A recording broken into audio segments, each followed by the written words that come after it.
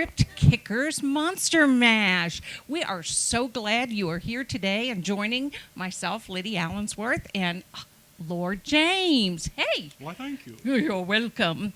So, growing up, I was always fascinated by the classic monster films for Halloween. Yeah. That was a tradition. Was it at your house? Yeah, we stayed up late Saturday nights watching them. Was for me too. So my favorite, of course, is Dracula. And, 1931, it has to be the original version for me. Yep. I mean, Bela Lugosi, who could ever forget him coming down those stairs and saying, I bid you welcome. I will never forget that. And of course, Dracula is based off of Vlad the Impaler back in 1431. Yes. And, it's all centered in the Victorian era and all that good stuff. But, Bella couldn't play in all the sequels. So, and there was tons of sequels. It was such a big moneymaker. Yes, it was. There was the daughter of Dracula, the bride of Dracula. Mm-hmm. I love the daughter and the bride of Dracula. I thought that was really cool. But I got to tell you, my all-time favorite, who would ever think that Dracula made it to the West? Billy the Kid versus Dracula. I loved it. And, you can't be without, a president getting in on the action. There was, and that was Abe Lincoln. Yes, Abe Lincoln, the Vampire Slayer. And, so then we moved on, and I guess my second favorite was Frankenstein. And again, that was a 1931 movie. And everybody loves Frankenstein. I think everyone does. Mary Shelley wrote that story, and it starred Boris Karloff. And, he's, of course, one of the great, like Lugosi, and he couldn't be in all of them either. So, yeah. Of course, there were sequels to that made tons of money for Universal Studios.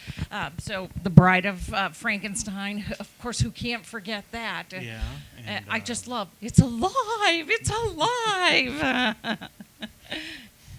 The Ghost of Frankenstein. There was also The Curse of Frankenstein, which I believe was Christopher Lee. Yep, and Peter Cushing, another Yes. great sci-fi leader. And they were part of the Hammer films. But another Back to the West was Jesse James. Can you believe this? Jesse James and Frankenstein's daughter. What a combo. Who would know? Then after that, I would say another big moneymaker was Wolfman. Oh, yeah. Everybody loves Wolf. And Lon Chaney. And there is no one to compare to Lon Chaney playing that in 1941. Oh. Yes. And believe it or not, there were sequels from that, too. Yes, there was. The Werewolf of London. Frankenstein meets werewolf. Mm-hmm. No, the Wolfman. Yep. Abbott and Costello. Oh, Abbott and Costello. I mean, talk about funny. And I think all the monsters were in that one. It was funny. I might have been on third. Yeah, that's true. Well, then, of course, there's The Mummy, another Karloff film. And, actually, Lon Chaney played in one of those, too. And all of them said the exact same thing, that they would never do it again because they spent 7 hours in a makeup chair. Now, was that the one where the mummy was in King Tut's tomb? Well, that's what it's based off of. Basically, The Mummy was written because of the finding of King Tut's tomb. But yes. Yeah. So they open it up, and, the scientists, the guy was not supposed to read those tablets, but he couldn't help himself and read it. And I would have read it. yeah, he came back to life, or he came to life, and, and that was, he went insane, and the other guy, he got offed. So what can I say? But it was fun, and it was, again, a big money maker, and there was the mummy's tomb, the mummy's hand. Oh, yeah. The mummy's ghost. That was fun, too. And that was actually based here in America. Poor mummy, he couldn't stay in Egypt. So there was lots of fun with the classic movies. So...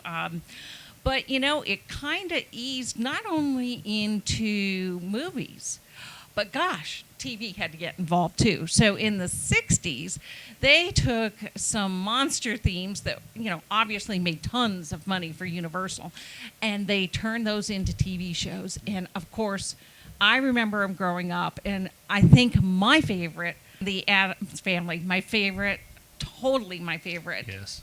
And who could not love the Addams Family? Everybody Pugsley, and he was my favorite. And the big guy. Oh, and of course, you look just like him. So, well, let's introduce Veronica Anderson and have her come do the Addams Family. I think she has a couple people to help her with the snaps. I think so. Well, let's bring her up.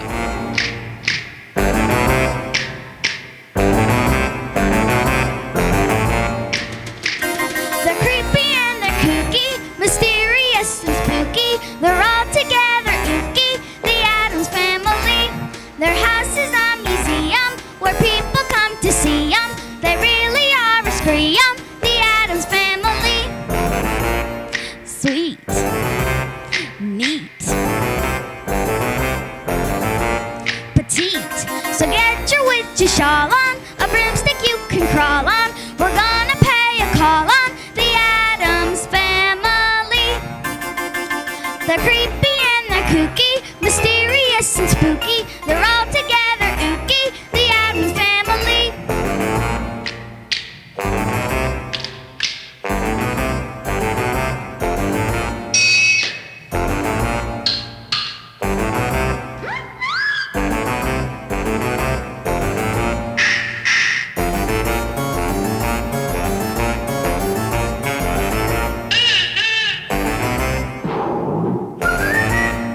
Wow, that was great. That was I awesome. love the Addams Family. They were fantastic. You know who else?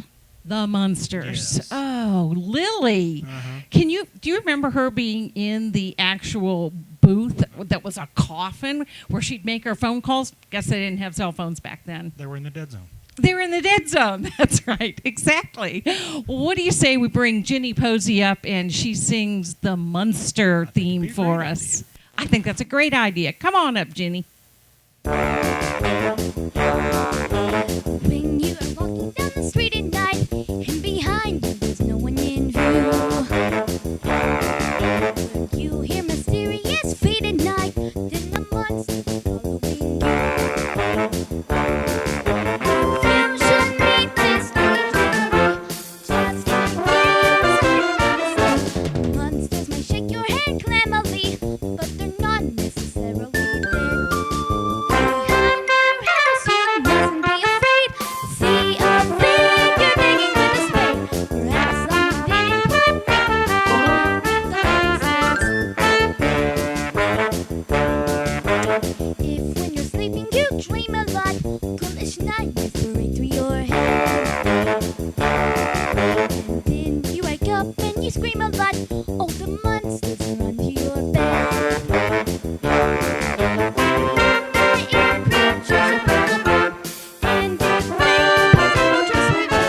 Werewolves and fiends shrieking howl about. Oh, the monsters are out on the town. My dear peek through the screen, my head feels burning, because every evening it's Halloween at the monsters. When you were walking down the street at night, and behind you there's no one in view, but you hear mysterious feet at night, then the monsters are following you. You should meet this strange family. Just forget what some people might have said. Monsters may shake your hand clammily, but they're not necessarily dead. Behind their house, you mustn't be afraid to see a figure digging with a spade. Perhaps someone didn't quite make the grade with the monsters. Wow, that was awesome. That was You know what? good. I never knew that the Munster song had words. I'd Everybody never just heard them. Follow the beat. I tell you, it was awesome. Well, listen, we're going to take a quick break, and we will be right back with more fun.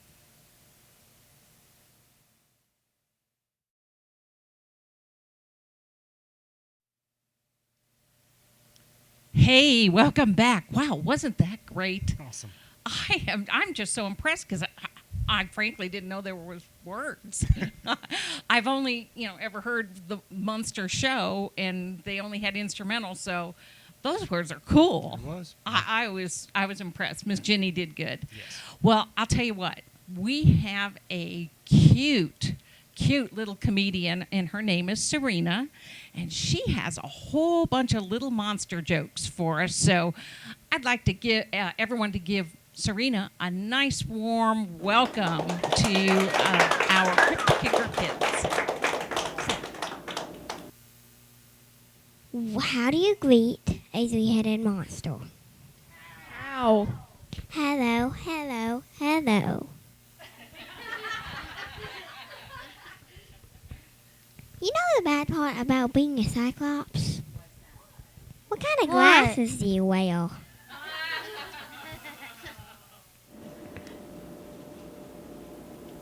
What is your favorite play for monsters to go see in the theater?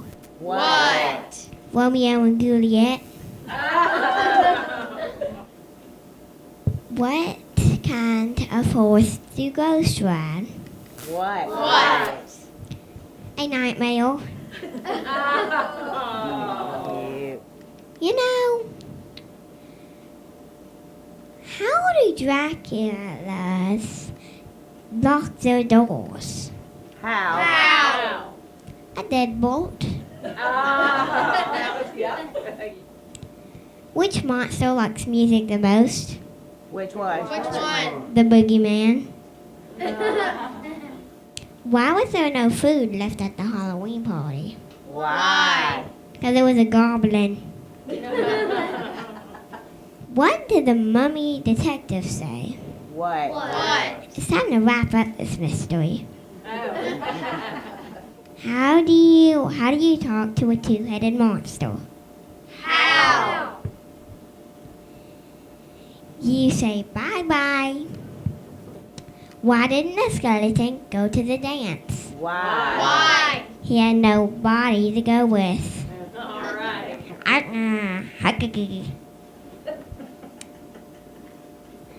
gotta go too. My mummy's calling me. Now, wasn't she funny? She was so cute. I mean, She was very cute. gosh, she's going to give Rob Schneider a run for his money, for sure. Wow, she was funny.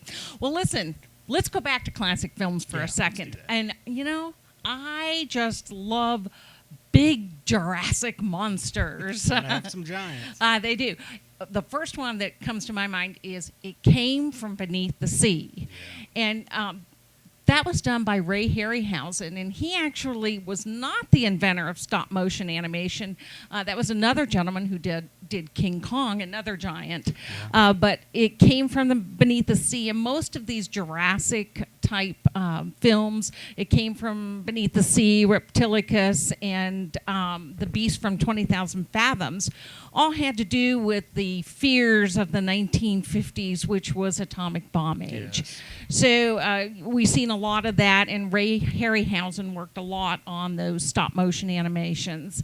But that was really expensive for the studios, so they had to come up with something a little different. And so they reached out and tried a movie called Them. And I have to say, that's one of my all-time favorites. I'm not a big fan of spiders and definitely don't like snakes, but this was giant ants. And they had a wonderful cast. It was done in 1954. And again, this film actually talks about the atomic bomb and the first blast, but their cast was wonderful. Yeah. James Whitmore, Edwin Glenn, and James Arness. Yep. And you know what? This was not James Arness's first rodeo in sci-fi. He actually played the original monster